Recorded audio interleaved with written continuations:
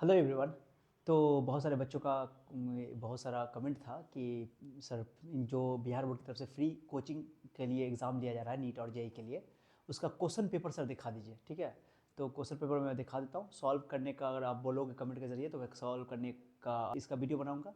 और इस वीडियो में मैं आपको क्वेश्चन दिखाता हूँ कि कैसे क्वेश्चन पूछा जाता है, कौन सा क्वेश्चन आता है। तो क्वेश्चन जो प्रीवियस ईयर का एक क्वेश्चन एग्जाम में जो आ चुका है वो क्वेश्चन ही मैं आपको ओरिजिनल दिखाता हूँ। ठीक, ओके। तो ये क्वेश्चन है जो प्रीवियस ईयर का क्वेश्चन है, जो एक मेडिकल का एग्जाम हुआ था, नीट के लिए एग्जाम हुआ था, उसका ये क्वेश्चन पेपर है। ठीक है, मेडिकल के लिए जो कोड होता है वो वाई होता है, और इंजीनियर के लिए एनजेई के एग्जाम के प्रोफेशन के लिए जो एग्जाम होता है वो एक्स होता है। और ये जो क्वेश्चन बुकलेट है, क्वेश्चन का जो कोड है, सेट कोड, वो भी है। ठीक है, चलिए। तो ये नीट वाले के लिए लिखा हुआ है, for admission in NEET free coaching residential या नॉन रेसिडेंशियल। ठीक है, उस समय में एग्जाम जब हुआ था पिछले साल, तो वो 11:30 से 2:30 तक हुआ था। इस बार 11 बजे से हो रहा है। आपको 10:30 बजे से पहले पहुंचना है, 10 बजे के बाद आपको अलाउ नहीं करेगा। ठीक है, तो ग्रुप ए में फिजिक्स रहता है, जो कि 1 से लेकर 30 तक है। 30 ऑब्जेक्टिव आपका फिजिक्स से रहेगा। कैसे रहता है क्वेश्चन अभी मैं दिखाऊंगा, तो पेशेंस रखना। ग्रुप बी में केमिस्ट्री, जो 31 से लेकर 55 तक है। इसमें 25 क्वेश्चन आपको रहता है केमिस्ट्री का। ग्रुप सी में क्वेश्चन नंबर 56 से 90 तक 35 क्वेश्चन आपका यहाँ पर बायोलॉजी का है। मेडिकल के लिए बायोलॉजी रहेगा, और आपको जेई के लिए यानी कि इंजीनियरिंग के लिए आपको मैथ रहेगा, मैथ 35 रहेगा, या बायोलॉजी 35 है। ठीक है, और ग्रुप डी में मेंटल एबिलिटी है, जिसको आप लोग मैथमेटिकल रीजनिंग कह सकते हो। उसमें 91 से 110 तक यानी कि 20 क्वेश्चन रहता है मेंटल एबिलिटी, जो दोनों को कॉमन है। तो फिजिक्स, केमिस्ट्री और मेंटल एबिलिटी दोनों को कॉमन है, बस खाली यहाँ पर बायोलॉजी 35 है, उसमें मैथमेटिक्स 35 रहेगा। ठीक है, तो देखो क्वेश्चन देख लो, यहाँ पे लिखा भी हुआ है कि ओएमआर सीट में आपको अपना कोड लिखना पड़ेगा, कोड भरना पड़ेगा। तो आप इन्विजिलेटर से पूछ करके अपना कोड भर लेना। ठीक है, उसके बाद इस तरह आपको सर्किल को फिल करना, बता दिया गया सर्किल को पूरी तरह फिल करना ब्लू या ब्लैक बॉल पॉइंट पेन से। ठीक है, जो ओएमआर सीट आपको मिलेगा। अब क्वेश्चन हिंदी इंग्लिश दोनों में रहेगा, देखो लिखा हुआ है, तो क्वेश्चन दिखाता हूँ आपको, पूरा क्वेश्चन देखना। ओके, यस, ये क्वेश्चन नंबर पहला हिंदी में भी क्वेश्चन है, और देखो ग्रुप ए लिखा हुआ है फिजिक्स 1 से 30 तक। क्वेश्चन देख लो आप लोग फटाफट। ओके, ये पहला क्वेश्चन है। ओके, फिर उसके बाद मैं यहाँ से दिखाता हूँ आपको। ठीक है, थोड़ा जल्दी करते हैं। ये क्वेश्चन नंबर 1 है, जो 9th क्लास से पूछा गया फिजिक्स का। ठीक है, ग्राफिकल क्वेश्चन है, हिंदी में भी है और इंग्लिश में भी लिखा हुआ है। ठीक है, आप बोलोगे इसका सॉल्व करने के लिए सर कि आप इसका सॉल्यूशन दे दीजिए, तो अगले लेक्चर में इसका लेक्चर लेंगे। अगर आप सब कमेंट करके पूछोगे तो मैं इसका आंसर बनाऊंगा। ठीक है, तो फिजिक्स का, केमिस्ट्री का मैं आपको बता सकता हूँ। ठीक है, उसके बाद ये आपको फिजिक्स का क्वेश्चन है, देख लो फिजिक्स का। ये सिंपल पेंडुलम का क्वेश्चन है। आप लोग सिंपल पेंडुलम का नाम नहीं सुने होंगे, क्वेश्चन थोड़ा एडवांस हो भी रहा है, थोड़ा सा 9th क्लास का है। ठीक है, बट है बहुत आसान, मैं समझाऊंगा तो आपको आसान लगेगा। ठीक है, उसके बाद एक ये आपका इलेक्ट्रिसिटी से क्वेश्चन है, करंट इलेक्ट्रिसिटी क्लास 10 का क्वेश्चन है। ठीक है, उसके बाद ये आपको यहाँ पे यूनिट ऑफ इलेक्ट्रिकल कंडक्टिविटी का यूनिट पूछा है। ओके, तो ये सब है जो इलेक्ट्रिसिटी का क्वेश्चन है। ओके, देखो ये इलेक्ट्रिसिटी का क्वेश्चन है। ठीक है, ये इलेक्ट्रिसिटी का क्वेश्चन है, भर भर के इलेक्ट्रिसिटी का क्वेश्चन सब आया हुआ है, देख लो आप लोग। ठीक है, ये इलेक्ट्रिसिटी का क्वेश्चन है, भर भर के पूछा हुआ है। तो इलेक्ट्रिसिटी का बहुत सारा क्वेश्चन आता है, इसलिए मैंने बोला था कि विद्युत धारा वाला चैप्टर जो पढ़ रहे हो क्लास 10 में, उसको अच्छा से पढ़ लेना। ठीक है, फिर वेव्स का क्वेश्चन है, ये वेव्स का। ठीक है, तो ये देखो मैं आपको पूरा बता देता हूँ। ठीक है, ये सब फिजिक्स का क्वेश्चन है, या ये लाइट का क्वेश्चन है। ओके, लाइट का क्वेश्चन सब देख लो, हिंदी इंग्लिश दोनों में क्वेश्चन है।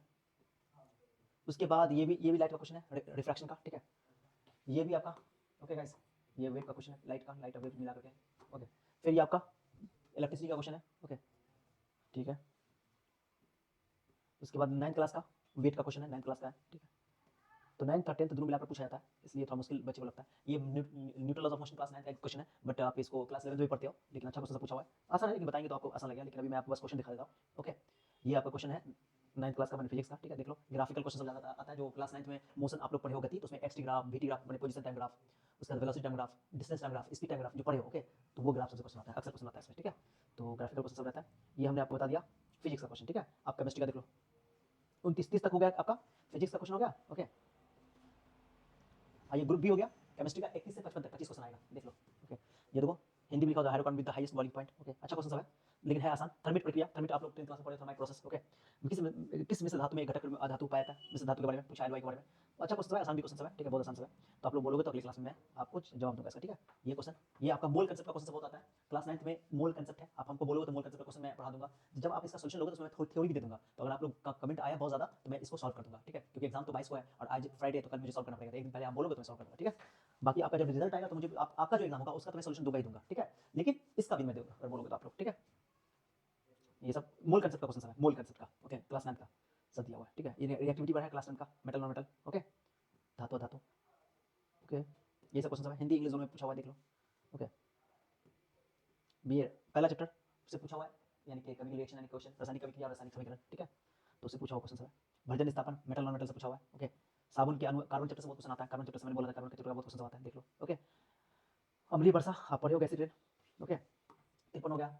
ओके, 9th का केमिस्ट्री में 9th से कम आता है, 10th से ज्यादा आता है, कार्बन चैप्टर से, एसिड एंड बेस से, उसके बाद मेटल नॉन मेटल से देख लेना अच्छे से। ठीक है, और केमिकल इक्वेशन और केमिकल रिएक्शन। तो ये क्वेश्चन बायोलॉजी का है, बायोलॉजी का यहाँ से 35 क्वेश्चन होगा, यहाँ पर से ग्रुप सी में, और आपको जब जेई का दोगे तो उसमें मैथ रहेगा 35 को। ठीक है, तो ये बायोलॉजी का पूरा, तो 9th का 10th का दोनों रहेगा बायोलॉजी, देख लो पूरा। ओके, ये आपका देख लो, न्यूरॉन आप लोग सुने होंगे, न्यूरॉन वगैरह सब देखे होंगे, न्यूरॉन का क्वेश्चन सब है, डायग्राम वाला क्वेश्चन सभी आता है। ओके, रिप्रोडक्शन का क्वेश्चन सभी आता है। ओके, देख लो, ये उसका लाइफ प्रोसेस का क्वेश्चन आता है, देख लो। बहुत ज़्यादा परेशान थे तो क्वेश्चन देख लो कैसे क्वेश्चन आता है, देख लो, ठीक है। वैसे मैं इस अगर आप बोलोगे तो आपको इस क्वेश्चन को मैं प्रोवाइड कर दूंगा, उसके लिए आपको टेलीग्राम ग्रुप ज्वाइन करना पड़ेगा, ठीक है। तो मैं डिस्क्रिप्शन में टेलीग्राम ग्रुप दे दूंगा, ज्वाइन करना, ठीक है। ये क्वेश्चन सब देखो पूछा हुआ है, ओके।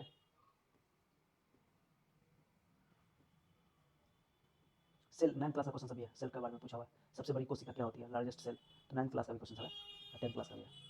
ग्रुप डी में मेंटल एबिलिटी, जो बच्चों को अक्सर दिक्कत होता है मेंटल एबिलिटी, इसमें देखो एपी का क्वेश्चन, एपी माने सीरीज का क्वेश्चन आता है, माने कि आपको दे देगा बोले सीरीज का अगला नंबर क्या होगा, ऐसा क्वेश्चन आप एपी में पढ़े होंगे क्लास में, तो सीरीज टाइप का क्वेश्चन होता है। तो ये एक तरह का जीपी है, तो जीपी मतलब एक सीरीज है, आपको 10th टर्म पूछेगा, तो जीपी है जो क्लास 10th में नहीं है लेकिन पूछा है, बहुत ईजी होता है। ये आपको घन वाला डाइस वाला क्वेश्चन सब पूछेगा, ओके, डाइस का क्वेश्चन सब है। ये मिसिंग वाला पूछता है मेंटल एबिलिटी में, बहुत आसान होता है, ज़्यादा मुश्किल नहीं है, ठीक है।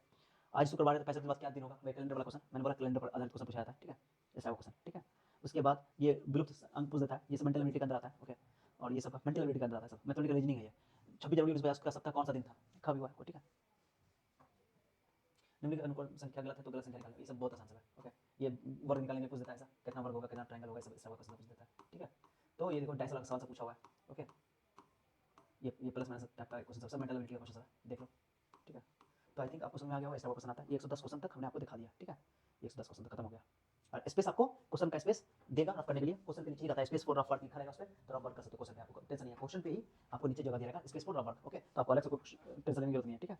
तो आई थिंक बात समझ में आ गया होगा आपको, ओके। नेगेटिव मार्क्स का प्रावधान है, मैंने बता दिया था पिछले वीडियो में, 30 ये सब बता दिया था मैंने, ठीक है, सब बता दिया था। Negative marks, negative total 110 question बनाना है, 4 मार्क्स का क्वेश्चन है, अगर आप एक सही करो तो 4 नंबर मिलेगा, एक गलत करो तो 1 नंबर कटेगा, ठीक है। तो अगर कोई बच्चा 100 क्वेश्चन बना लिया, 100 में 50 सही है, 50 गलत है, तो 50 एक सही होने में 4 मिलेगा, तो 50 का 200 नंबर मिलेगा उसका। एक 50 गलत किया तो 50 का 50, तो 50 कर जाएगा, तो 150 नंबर उसका प्लस में आ जाएगा, ठीक है। तो इस तरह करके आप अगर 110 अटेम्प्ट लेना चाहते हो तो अटेम्प्ट लो, अगर आप ज़्यादा तैयारी में हो तो कोई दिक्कत नहीं है, लेकिन सोच समझ के लेना क्यों नेगेटिव मार्क्स है। अभी भी कोई डाउट है तो आप कमेंट के जरिए पूछो, और आपको क्वेश्चन चाहिए तो आपको पहले टेलीग्राम का ग्रुप ज्वाइन करना पड़ेगा, तो टेलीग्राम ग्रुप ज्वाइन कर लो, मैं उसका क्वेश्चन डाल दूंगा, जिनको जो क्वेश्चन लेना देखना देखना आराम से, ओके।